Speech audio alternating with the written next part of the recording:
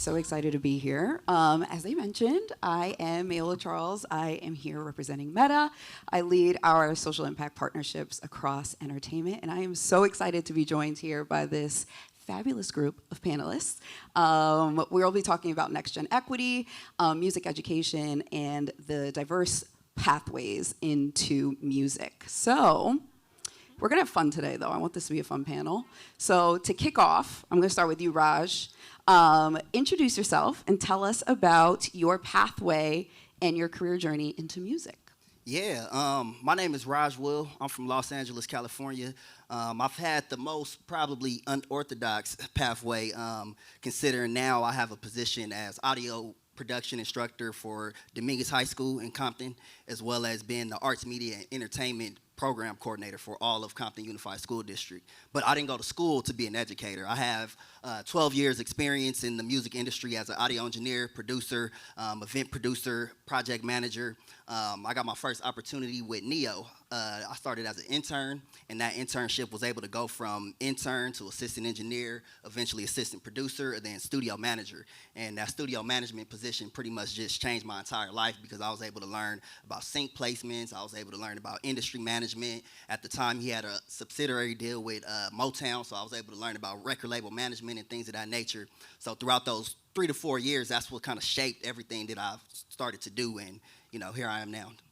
But tell us about what you do right now. You didn't tell us at the top.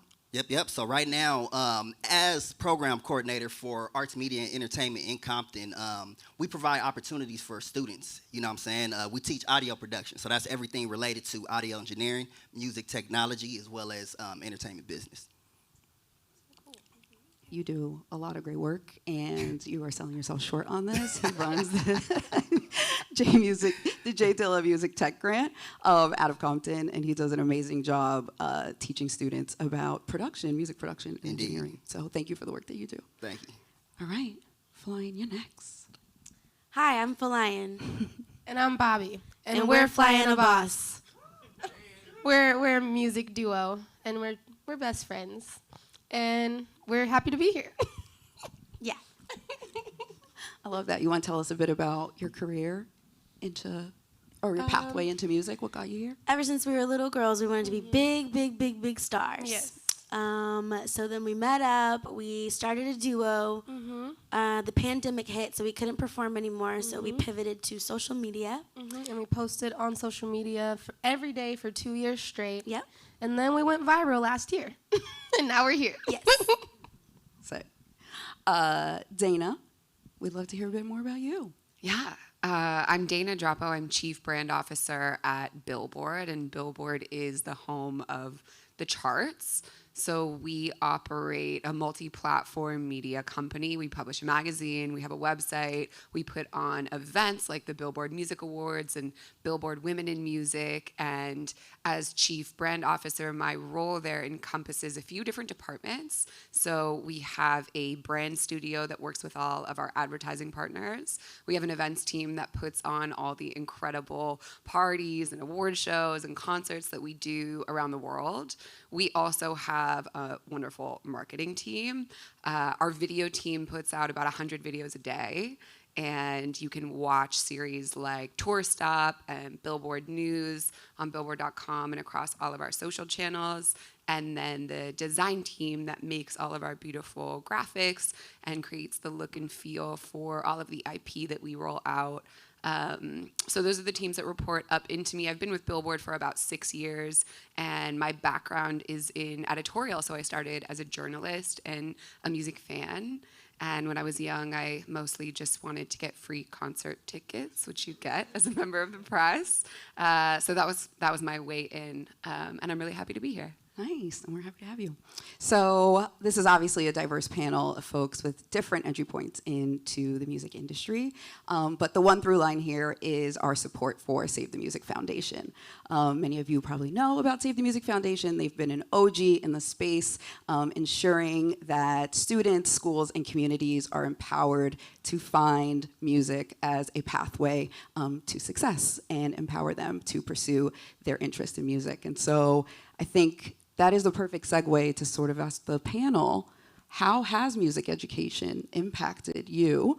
and has led you here. If you've participated in a program and band, anything that you can share. I'll start with Flying a Boss.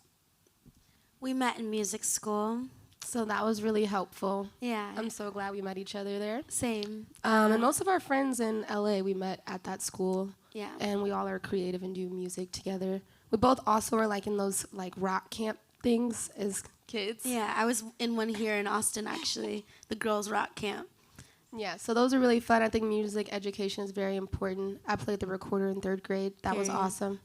And it helps you build a community of creative people, and it takes a team. So Yes. I likewise played the recorder. I can play hot cross buns. Yep. That's about it. Right. Yeah, you know, I'm on my way to the Grammys. Dana, how about you? I'd love to hear more about how music education may have shaped your career pathway. Yeah. As a kid in my family, it was required to study an instrument. You could pick whichever one you wanted, but that was a rule in my house. So I played piano as a kid. Then I went into band where I also played recorder for a second. But I played percussion, and I went to band camp as a kid, and I loved it so much. And it was something that made me feel really confident, and a place that I made a lot of friends too. And it really helped me understand music in a different way. And I think that's fueled a lot of what I do, because I'm a fan. Look, I'm not going to pretend like I'm a great musician or anything, but it really helped me to develop an appreciation. And shout out to my band teacher, Miss Sue Snow. Love her so much. And if she's watching, wherever she is, thank you, Sue. Shout out to Sue. Raj, I think this is a perfect segue to you, because you are one of those educators that people will one day and probably currently are saying thank you for the work that you've done. So can you tell us a bit about the J. Dilla Music Tech Grant and how the work that you're doing is introducing your students to careers in music and different pathways? Yeah, most definitely. Music education pretty much shaped my entire life. When I was 12 years old, that's when I first started learning about recording studios. That's when I first started learning how to engineer. I had cousins who engineered themselves, produced their own music. So from an early age, I was always learning this stuff. By the time I got to high school, I joined the high school marching band. I was in drumline as well. So I went from not being able to play an instrument to, as a senior, being drum captain. And that pretty much just shaped my whole life. You know, shout out to my band teacher as well. Shout out to my drumline instructor. They've actually helped me so much in my career. You know, it's rare to have a teacher that keep up with you after you graduate from high school, but I was fortunate enough to have a drumline instructor and a band director who made sure that I was continuing to do music because they saw something in me that I didn't even see in myself. So now as an educator, my passion is directly from that. So when the position came up to be an audio production instructor for Dominguez High School and Compton Unified School District, and they told me about the J. Dilla Music Tech Grant, it was like, oh man, this is a no-brainer because this is the same thing that I wish I had in high school. So pretty much the J. Dilla Music Tech Grant is what I consider the first step in the right direction to fixing the problem. What is the problem though? Students, especially for lack of better words, in the hood, you know what I'm saying? Students in the hood, inner city, underrepresented individuals, oftentimes they're not able to have access to recording studios. They don't have access to resources. They don't have access to tools, things of that nature. So with the J. Dilla Music Tech Grant, it's an amazing opportunity for kids to be able to get tools, get resources, get funding, and get the type of support that they really need to drive their visions and their creativity. That's great. And I know that a lot of the work that actually Billboard has been doing to support Save the Music is to ensure that people do have access. So Dana, can you tell us a bit about what Billboard's done with Save the Music and how you're working on representation issues within the industry? Yes. Save the Music is incredible. I met this wonderful man, Zach Flores, here at South by Southwest a couple years ago. We were introduced by Sarah Katsky, who sits on the board. She's the vice president of Billboard's brand studio and is really passionate about making sure that what we do at Billboard, which is really cool, and we have a lot of access to incredible thinkers and people and brands that support what we do, making sure that flows to kids that may not have access to the same stuff. So they got together and said, how how can we take what we're doing at Billboard and open the doors to some of the students that are a part of the program.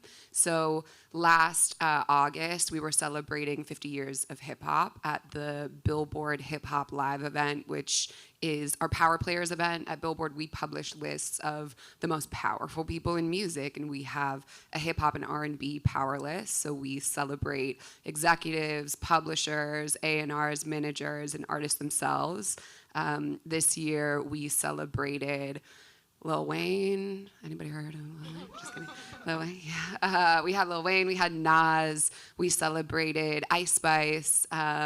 So we had this event where there were a bunch of really, really, really big, incredible artists who have shaped music and shaped hip hop. And we invited a number of students in the program to come out. And, you know, part of what we try to do is educate kids about opportunities that may not be growing up to be an artist. You can be a journalist, you can be a project manager, you can work in tech, you can work in product management, and so there are a million different opportunities, and one of them is being a host on the red carpet doing interviews. So that's what we did. We had some of the students come and interview talent and executives on the red carpet, and I want to shout out Zaria, a student who interviewed me on the red carpet, and we had a great time, one of Raj's students. She's amazing.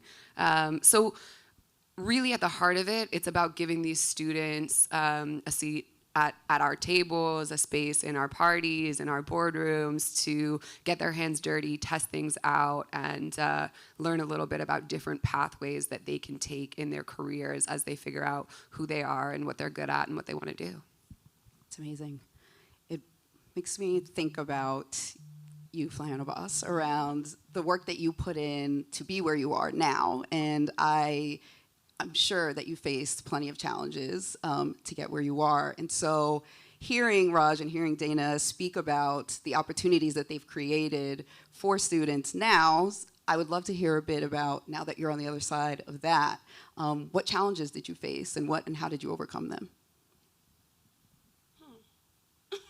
There has been many challenges, just in general, just communicating as like two young black girls. Like, people don't often hear our voices, so it's like we have to reiterate ourselves a lot, and we both have soft voices. So that can be a challenge sometimes, communicating your vision as an artist. And thank God we have each other. Like, we thank each other every day, and the universe, God, that we have each other, because I don't know how solo artists do it alone. Another challenge that we face is just our inner demons, you know? And being in the music industry is a very tough industry to like infiltrate, and it takes a lot of perseverance to get through those thoughts that you have about not making it or not being good enough or whatever it is. So we both encourage each other that we're stars and we're doing the right thing and we're on the right path. Yeah. You are stars. You are. I love that.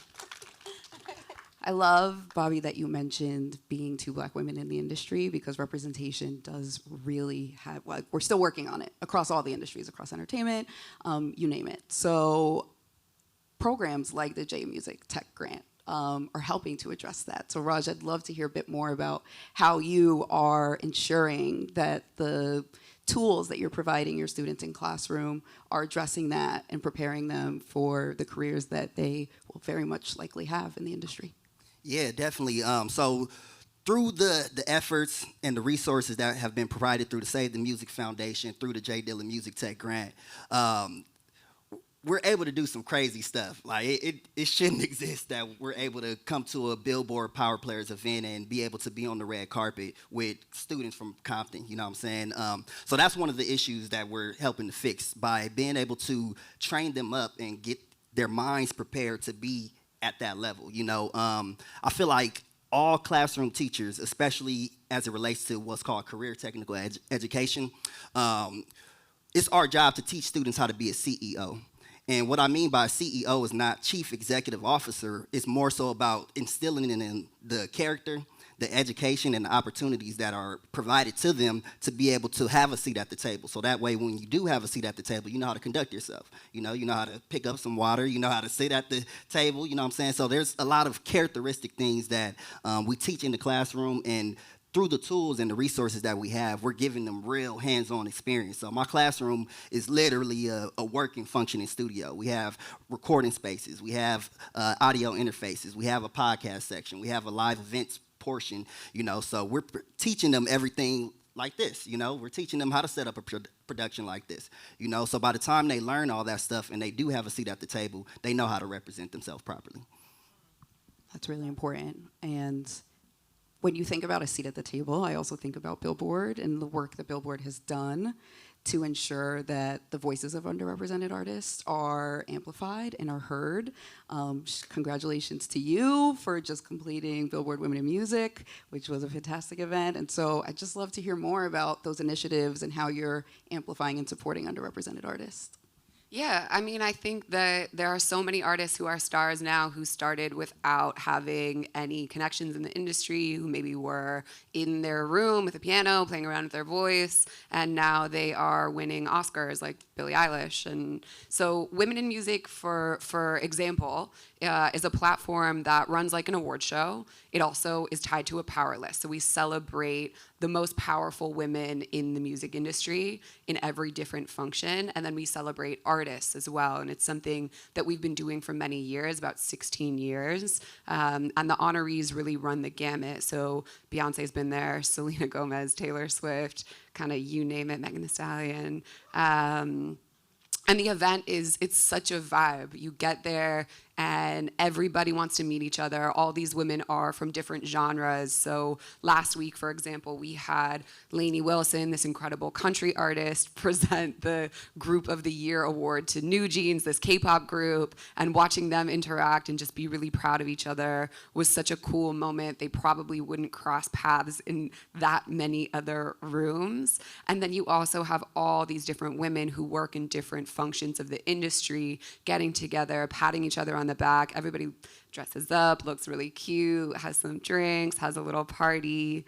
And one of the things that we introduced 2 years ago at that event is a new award, the Producer of the Year honor. And I'm particularly excited about that because in recorded music, women represent such a small, under 3% of producers on the Hot 100. And so that's something we really want to, celebrate the women who are brave enough to do that and have worked up the confidence, believe in themselves to put their music out there. We want to say, you're incredible, please keep going. And we also want to make sure that we can provide a platform for young women artists who may not see themselves in producer roles and tell them there's a space for you, please keep going. So we've done that in partnership with Bose Electronics, a brand that feels very similarly and has put their money where their mouth is when it comes to funding programs that support women producers.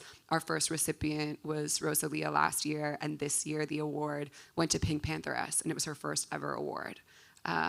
So we're really, really proud of that and trying to keep that going for a long time. It's so important that you try. Oh, yeah, let's clap. Let's clap. It's deserving of that.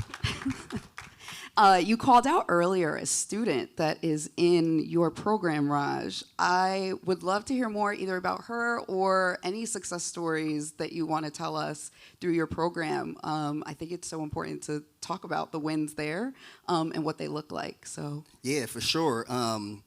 Zaria is a special student, and that's the beauty of being able to be a J. Dilla Music Tech grant recipient, because had we not received that grant, we would not have been able to give her that type of opportunity. And with that opportunity, that expanded her to ways that is kind of crazy, and it's gonna create a legacy on campus. So as she was on the red carpet, that was her first time speaking. But she's always wanted to do that. She was always on campus, holding the phone up, always, interviewing people on campus and things of that nature. So when she got a chance to interview you and she was able to see the cameras and the lights and everything, that literally changed her life. And she came back to school and wanted to start the school news. So now, for the first time at Dominguez High School, we actually just started our YouTube page a couple days ago, and she's going to be producing her own content on our YouTube page. So that's just one of the many things that has taken place.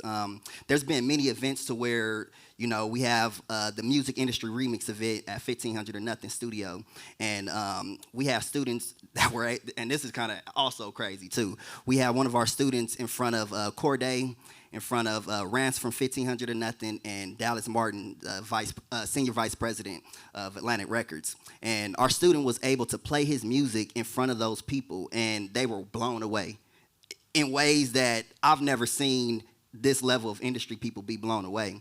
And he actually left that field trip with a management deal, which is insane. That's unheard of. That's deserving of a hand clap.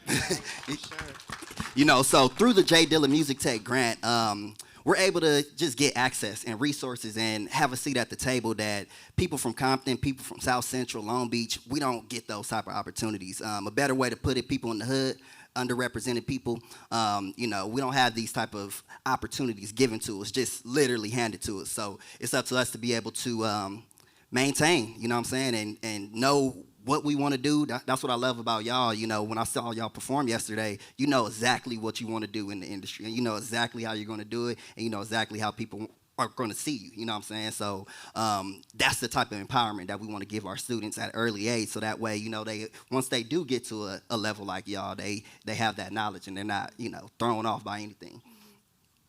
There's a through line here that is very loud and clear, which is about providing resources and tools to be able to achieve these moments and these opportunities. And so I'd love to hear from you girls on what tools have you used? What have you adopted? What has sort of allowed you to have those viral moments and to continue leaning in the way that Raj says that you have been doing and we all see and love? Well, first of all, I just want to say it's great that you're exposing the kids to like those environments, because like seeing it up close and personal makes it more real, and like then you can process it in your head like, oh, I actually can do this because I see the next human being next to me who did it already. So I think that's really great. Respect. Like exposure is like super important. So I would say even myself, like once I saw other artists have success in certain areas, like up close, knowing them, I was like, oh, we can do this. So I think that helps a lot. It makes it not that far out of reach. It makes it tangible, something you can actually grasp. Yeah. Oh, sorry, what was the question? We can keep going on this. No, it was just sort of what tools do you feel like you've used or have been helpful in growing your careers and your platforms? Social media obviously was like a big platform for us, TikTok specifically. And we just like posted every day for 2 years, sometimes multiple times a day, and like learning the algorithms and learning like what works for us, like visually. And we learned that it was our music that like got the most attention when we were posting, because we would do like trends, dance trends, like popular sounds, but like what got the most attention was like our music and us being authentic to us. So I would just say, I don't know, social media has been like great for us. It's like the new MTV or something like that. So I think that's like been our greatest tool is social media, because it gives the artist the choice like to put it in your own hands. Felian? I agree, yeah. I mean, we both play instruments. So we use that to like create our music as well with our producer, Marky Style. Yeah, cameras. We both love cameras. We use those. Our clothes. There's so many tools, you know. YouTube is amazing because you can learn anything you want on YouTube. We are YouTube students right now. Yeah, and we have a great team around us that like listen to us and like trust our intuition. I would say like discernment and knowing yourself and authenticity is very important, so that's been a great tool for us as well. Absolutely. I think that shout out at the beginning around, I mean, you mentioned YouTube and sort of social media in general being a really just a useful tool to you. And so when I think about you, you guys are multi-hyphenates in that way. You are creatives and in the content that you've created and how you approach that. And so we're seeing more and more that social media has become this great equalizer, especially within music, with discovery and then in just getting into that flywheel. And I think Billboard has been really great about acknowledging that. And so, Dana, I'd love to talk more about that intersection between social media and how Billboard has really started to amplify that.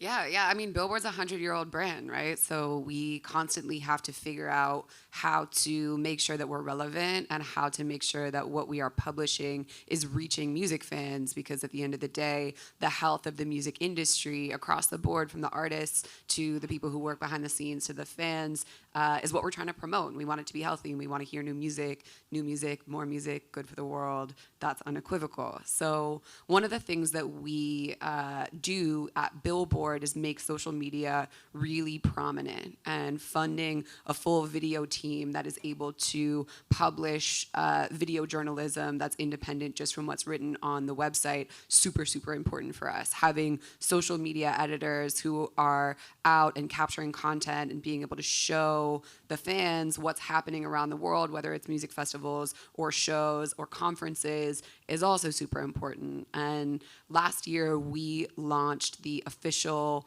Billboard TikTok Top 50 chart.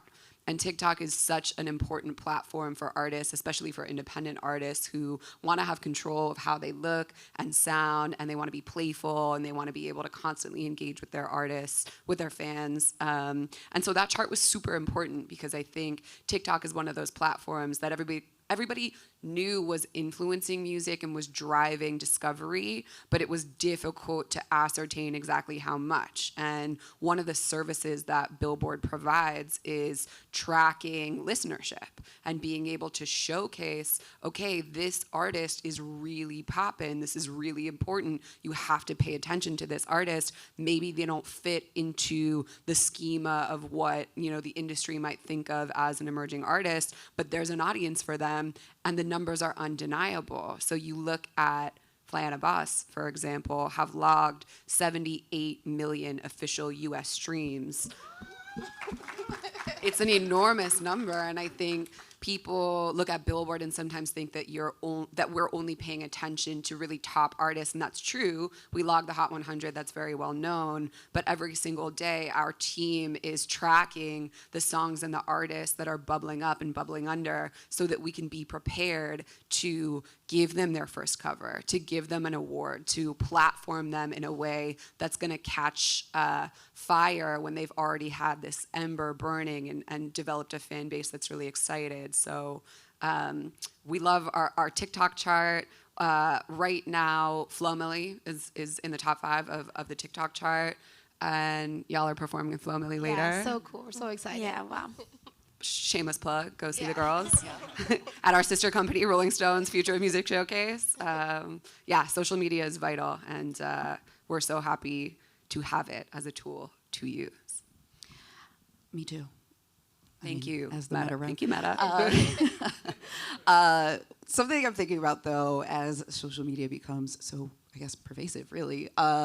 Raj, can you keep the phones out of the students' hands? Or have you figured out a creative way to integrate it into your curriculum? Yeah. The thing about the cell phones, we talk about this all the time, and that's another great thing about the Save the Music Foundation. We have these monthly, quarterly, what we call roundtable meetings. So we talk to all the Save the Music teachers, all the grantee recipients, and we're all kind of, picking each other's brains and seeing what's working, what's not working. That's a common problem in all of our classes, keeping the phones inside of kids' pockets. In my class, like I said, I'm really unorthodox with this education stuff. I let them have their phones. I can't. One thing I don't like doing is repeating myself. So if I tell you once to put the phone away and you don't, there's a reason why you keep taking it out. So now that's my job to understand why they're taking it out and what it is they're using it for. Are you using it to play video games? Are you using it to watch a movie? Are you using it to chat with your friends? Are you using it to read gossip? What are you using that phone for? So now I reverse that and I take what they actually use the phone for and I give them a lesson with that. So it's like, okay, since you got your phone out, now create a cover art for the next podcast that we're going to be doing in class next week. Or now research 5 different podcasts or 5 different top trending things on the Billboard charts that's going to add to the class or add to any project that you do. So with the cell phone thing, it's 2024. These kids, if they don't got the cell phone out, they got the Apple Watch and everything like that too. So it's impossible to get that out the class. You just got to figure out how to use that as a resource that's going to actually help them. That's super innovative. I had to ask because, I remember when I was in school, I'm not going to age myself, but my phone flipped, and I could barely take it off of my desk, and I would get in trouble for using it all the time. But now I realize the different ways that it's sort of, not cell phones in general, but the different ways in which now educators have tried to leverage social media as part of their curriculums in really innovative and smart ways. And I wanted to make sure that we were able to shed light on the work. Yeah, not every educator is privy to this, though. This is new. I think a lot of educators, they're still stuck in the old ways of doing things. So that's the importance of even this right now. You know, it's important for you to get rid of the old ways because that don't work anymore and think of new innovative ways to really help them achieve success. On the topic of innovation, can we dig into that a little bit? So I feel like we are a group of innovators in our own right, in our own industries on this stage. And so I'd love to talk about how Fly on a Boss has sort of innovated on this idea of being a creative and an artist, and how you've just sort of taken that and made it your own. That's been on artistry.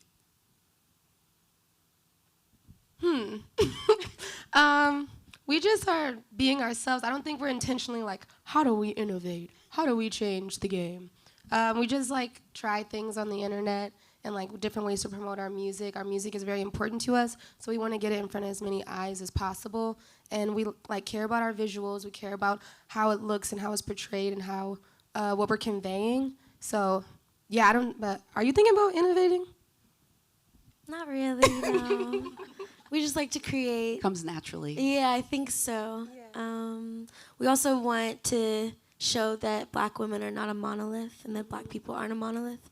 And there can be many different types of Black people doing all types of music, any type of thing. Can I cuss? No, huh? Yeah, I think from you can. baddies to weirdos who like anime. Yeah, we come in all different shapes and sizes. So we do like to convey that, but we are just being ourselves. It's just like, us, yeah. We just wake up and want to put glitter on our face. Yeah.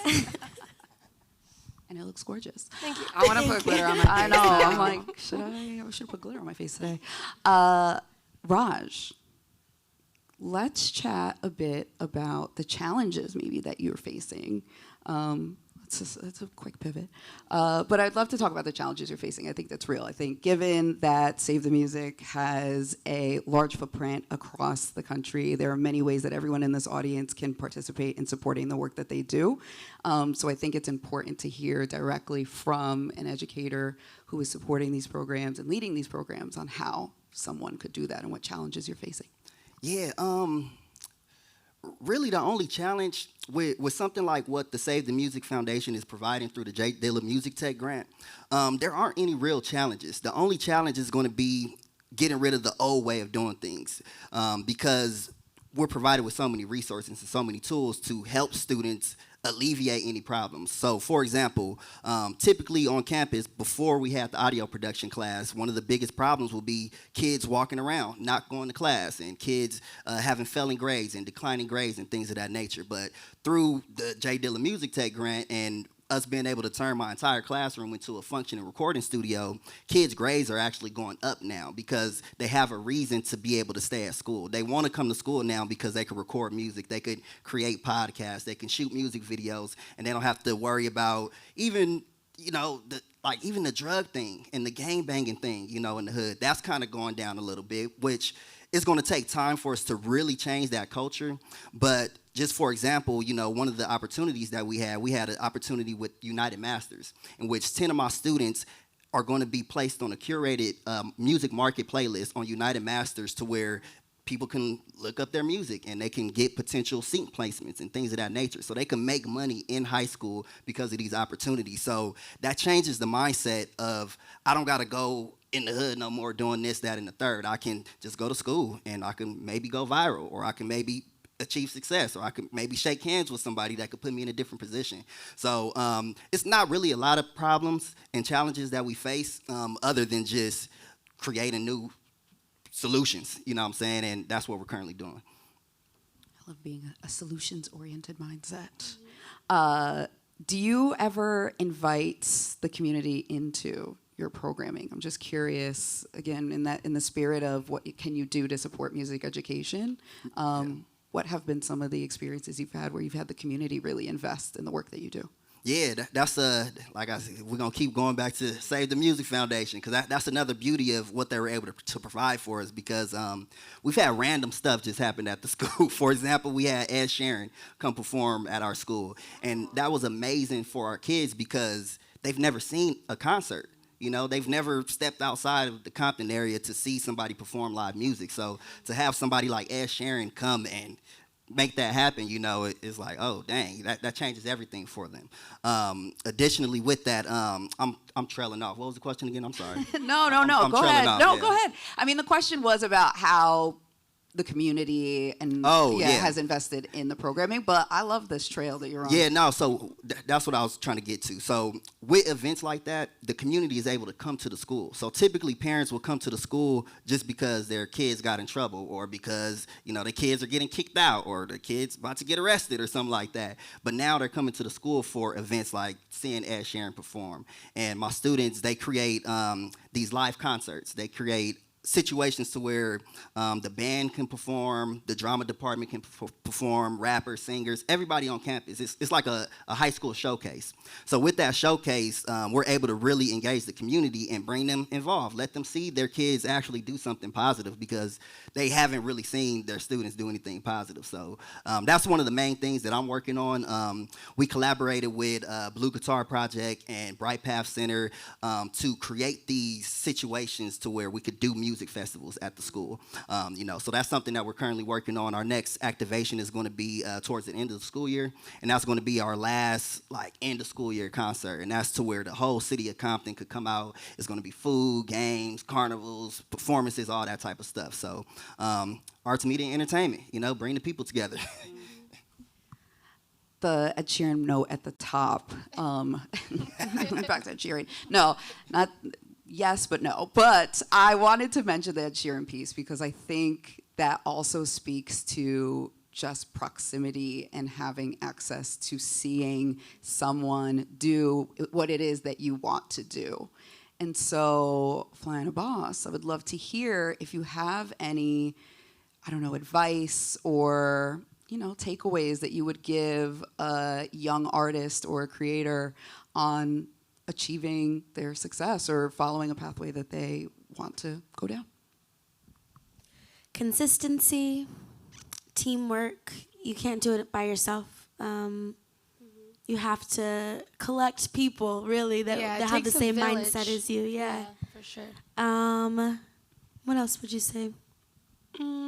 Like, stay true to yourself. I know it sounds like a cliche, but it matters. Like, people can, like, feel the authenticity, especially in today's world with social media. Like, people are so up close and personal with their fan bases. So the fans can read if you're not being genuine to yourself. And, like, you don't have to compromise your artistic integrity or who you are as a human being, like, for the sake of success. You can be exactly who you are and still be successful.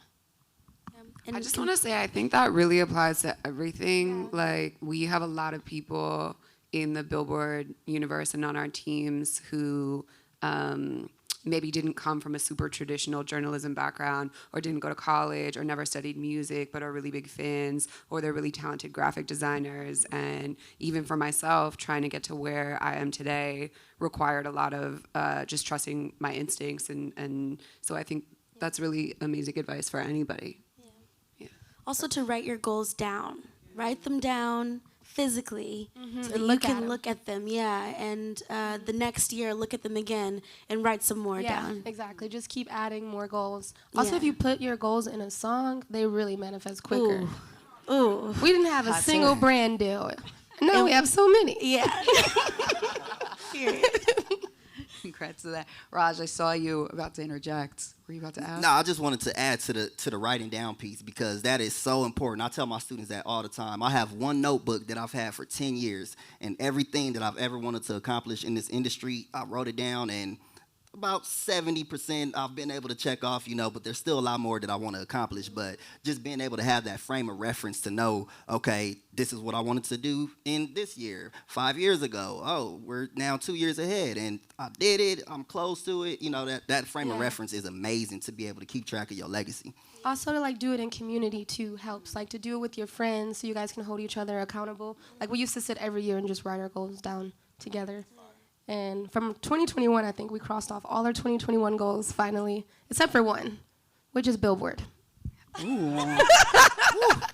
Okay. Dana, care to respond? 78 million? 78 million you I asked did hear that number earlier. We're getting there. We're getting there. We're ready to chart. Let's go. Let's Put go. it You out heard it there. here first. That part. Actually, this is a great segue. Because Dana, I wanted to ask you, based on recent trends, what are you seeing? So what are you most excited about in regards to the next gen of creators and artists? What are you seeing from Billboard side?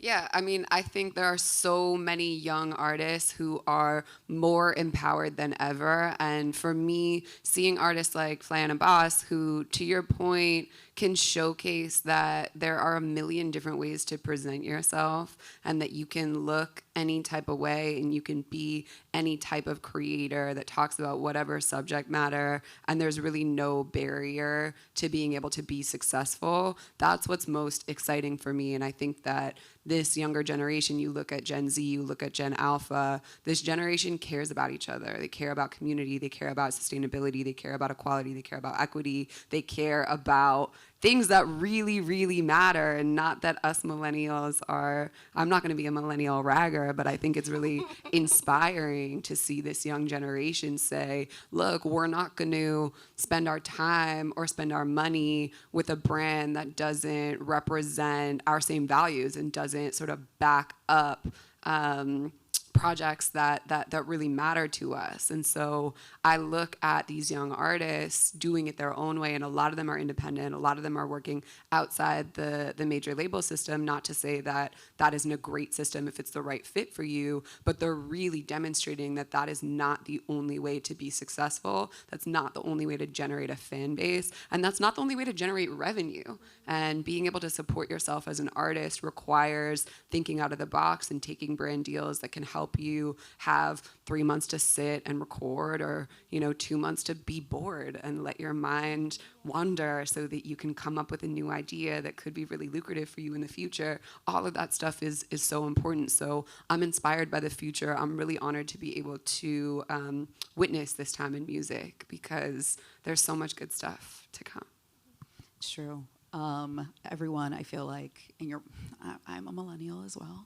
Sorry. I think, Raj, we're in this together.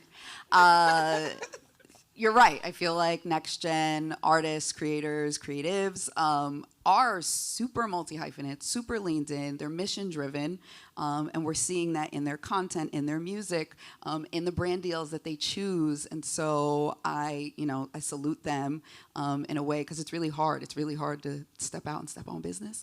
So I congratulate them, and I congratulate you both, for what you are essentially doing is trailblazing, and especially for young Black girls. So thank you for that. Thank you. Yes, thank you. And I also thank you, Raj, for the work that you're doing with students.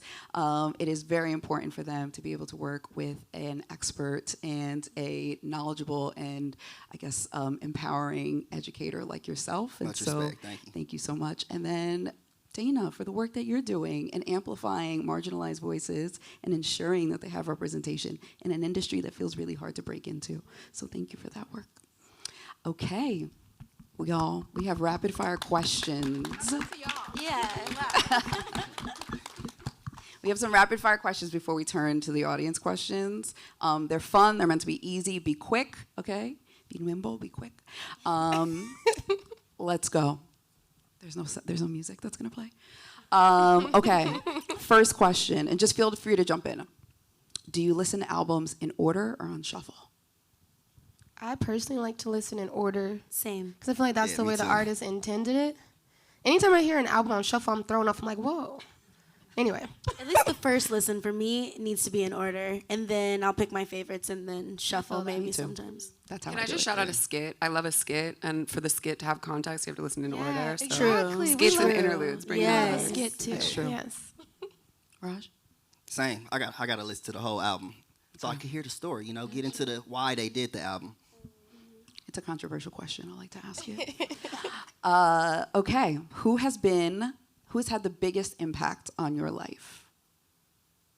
It's a big question. Bobby's had the biggest impact Yeah, I on was my gonna life. say you It sounds so sweet and silly, but really, like. But yeah, it's true, like partnership and sisterhood, and we yeah. like go through our career and our life together. Yeah. And wow, I I'm so grateful. couldn't have done this without you. Yeah. I love you so I much. love you.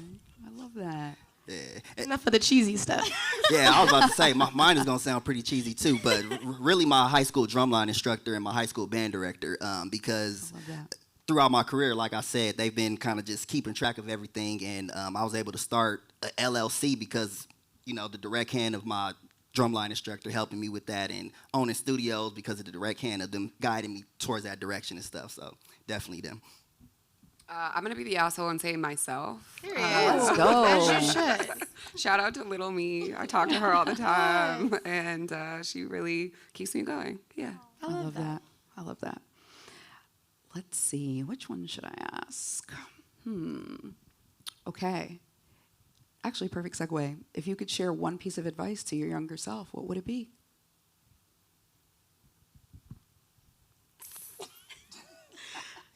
To start a duo with Bobby earlier.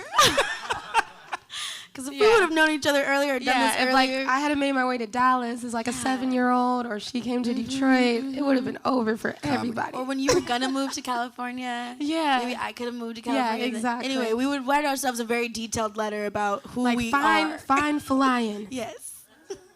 and commit. But also, I would just say also be patient. I like grew up very impatient. Yeah. Like, when is it gonna happen? When is it gonna happen? And like I took myself through a lot of mental drain by like not being patient. That's one that I remind myself often. If I answer the question for myself, I think it would have been trust your instincts. Yeah, it would be trust your instincts. You're on the right path. Yeah. Same for me. For me, I'll tell myself, stop tripping, stay consistent, and go beyond. Simple as that. Because I was tripping, not thinking I would even be able to have this type of talk. So stop tripping. That's really good advice. I think I would say anytime you feel like giving up, just take a break. Take a break, come back to it. That's a good one. Every year I would tell her this is my last year. I'm like, I can't do the music industry anymore. We haven't made it yet. I'm tired of working our jobs. I'm like, yeah, right, girl. Okay, like, I can't do this anymore, but I kept going. Vacation. That's vacation time. Yeah. Okay, if you could listen to one album on repeat, what would it be? Janet Jackson, Velvet Rope. Great one. Nipsey, Victory Lap. Channel Orange, Frank Ocean. Oh, that was mine. What's going on, Marvin Gaye? Great. Period. That's my favorite. I love that. No, mine is actually Channel Really? Orange. Yeah, no, when you said it, I was like, damn it, that's mine. It's a great album. They're all great albums. Okay, let's see. Last question before the audience questions. Do you play an instrument, which we kind of touched on? As you know, I am a recorder. gang. So, do you play an instrument? And if not, what instrument do you wish you could play? I play drums and percussion. That's my primary. Nice. Is there one you wish you could play? I wish I could play saxophone, to be honest. Yeah, I really wish I could play that. But, you know, the breathing techniques and all that, you know. It's a lot, yeah. I play guitar and keyboard, sometimes ukulele. But yeah, I wish I could like Lisa Simpson it up and do the saxophone. Same guitar, piano, sometimes ukulele. I wish I could play the harmonica like really well. Like Stevie Wonder, yeah. I can play the piano a little bit. Oh, nice. And I wish I could play the cello. Ooh, that's a good one. I wish I could play bass guitar. There's nothing stopping me. I should just learn. Yeah, get into it. Never I sat too on a late. panel with YouTube YouTube Collins University. this week. See? It was See? amazing. Bass player for life. It's true. I should go to online university. You should YouTube. try. Yeah, it's true. Within the week. Like, buy a bass. Just start. We believe in you. Yeah. Wow. Okay. Nothing's stopping you. No Just do pressure, it. no pressure. How am I gonna how are you gonna hold me accountable? We're gonna follow you. Check on your social Instagram. media Yeah, and make post sure. about it.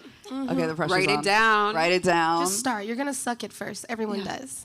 You know what? I'm feeling inspired to do See this. it Actually, through. Grab a bass. I'm so serious. that's true. Okay, I'm gonna do it. You heard it here first. Like and subscribe below. Okay, audience questions. This one's a great one, and I think everyone here could answer it. So how can the music industry advance equity for next-gen creators to ensure underrepresented youth have the resources to thrive? Exposing them to what those resources can do for them. I think that's kind of my main thing that I stick to, exposure. You know what I'm saying? Once they see something, it make it tangible and they could believe in it. So the more we teach them about what they can do with the resources and the tools that can be provided, then now they're empowered to be able to actually do something with it. I think uplifting more teachers like you is very important and really does help students. Yeah, mentorship is like Respect. super important. Like if other people who are in the music industry could like mentor and give back, I think that would help the music industry as a whole. Yeah, And I it agree. fills your soul to like give back to people. Yeah, and you giving back the real information. A lot of times people, you know, not to say anything negative about anybody who went to school to do this, but you don't really know how this stuff works unless you actually get into it, you know. So it's important for us to teach them those experiences that we had, you know, through mentorships. Okay. Oh, we have an audience question. Nice. I actually make content about Black history and Black history in terms of culture as well.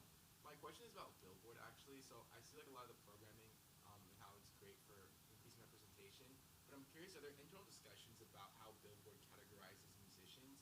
Specifically, like any conversations around standardizing that? Because we saw with like Beyonce's new country song that those were in the country charts, but like Daddy's Lesson wasn't, and Lil Nas X's song wasn't. There's like a history there, like segregating music. So like in the future, how is that conversation approached if it's happening at all? Yeah, for anybody that couldn't hear, the question was, how does Billboard talk about categorizing artists? Do we talk about it? Is there a conversation around genre and how we term them? Because our charts are separated by genre, which is tricky, right? Like a lot of the artists who are making incredible music don't stick to one genre, as they shouldn't. And so, first of all, the answer is yes. We talk about it all day. Every day. It's super important to us. We want to get it right. The desire is to get it right, and the desire is always to allow artists to represent themselves in the way that they want to. And so I think that part of it is metadata, right? So we receive information from the different DSPs when a piece of music is uploaded that has identifiers in it. So we try to be really respectful of the way that the artist and their team identify any individual piece of music themselves. And, you know, any system for categorizing anything inherently has to change over time, and you see that with textbooks and you see that with encyclopedias, and so it's really something that we take seriously. Our charts team is hyper dedicated to being students of music and having relationships with artists and labels, and so I think there are times when you get categorizations right, and there are times when you get them wrong. And for us, it's all about making sure that we have the right information from the sources themselves. And if there's a time when we get it wrong, that's okay. Everybody gets things wrong. We change it. We fix it to the best of our ability. And it really has to be an ongoing conversation so that we can reflect music. That's what media and journalism does when it does its job the best way. It's a mirror for the artist, and it's a mirror for the fans, and a mirror for the culture. I love that. Our next question from the audience is, we talk about TikTok paving the way for music artists and partnering with folks like Billboard to champion these artists. Is there a space for Meta to do this? Wow, question for the moderator. I think there is a space for Meta to do this. I think we are currently doing this. I think the way in which the TikTok has chosen, or Billboard has chosen to work with Billboard, is in one way. But we do support the creative sort of, I guess, pathways that our artists are leveraging the platform. And so is there a space for Meta to do this? I think in the way that Billboard has done it with TikTok. Yes, I think that it looks like supporting the artists and the artist content. And so we are ensuring that artists have the instruments, the tools, and the best practices to leverage Meta platforms in the way to serve their artistry and their business. And then that feeds into the flywheel that does then end up with, whether it's virality, brand deals, so on and so forth, and then ultimately charting. And so we do have a number of programs that we have in place at Meta to support emerging artists, established artists, you name it, be able to amplify and to honestly be platformed, so that they can have the visibility to end up on these Billboard charts, these brand deals, so on and so forth. So I think it just doesn't look the same with every social platform. And we do work together. We have amazing programs together. Meta has supported a ton of our events, including Latin Music Week, where they have funded content that's allowed us to spotlight some of the most exciting young Latin artists that are coming up.